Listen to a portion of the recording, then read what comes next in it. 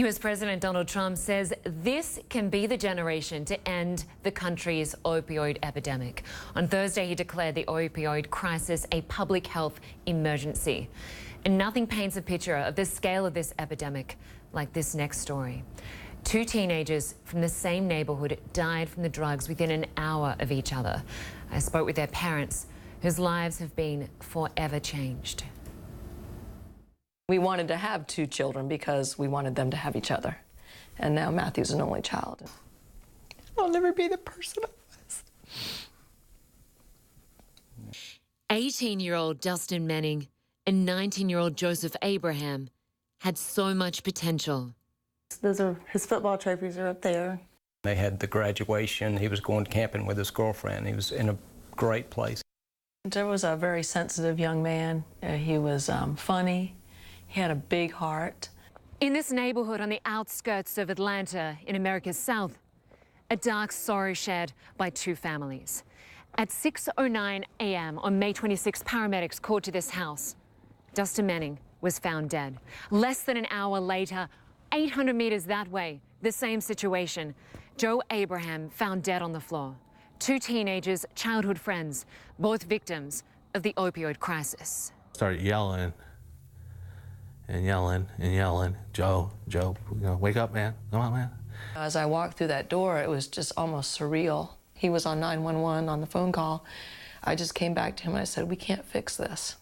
When I opened the door, he was crouched over on his bed. It looked like he was tying his shoes almost. I went over to him.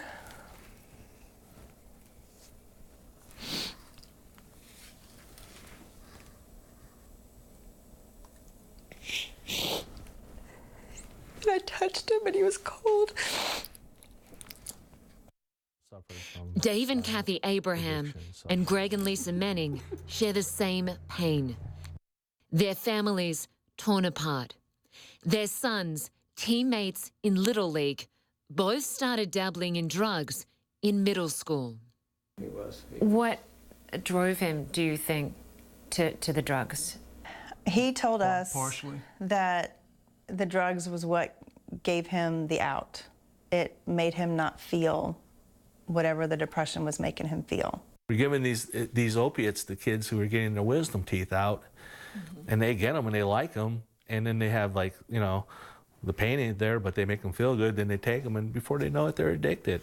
Both sets of parents got their sons into treatment centers. The night before they died, Dustin was at a treatment meeting, while Joe was at a friend's place.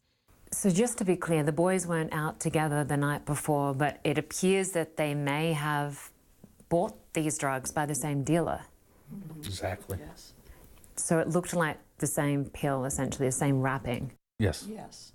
Toxicology reports found both teens ingested a toxic mix of heroin and fentanyl, which can be lethal in small doses. So you've done your research. You know how much fentanyl it took to kill him. Just explain it for us. Well, according to the coroners, the amount that was in his system was about 3 grains of salt. That's it? The equivalent of that. That's all it took?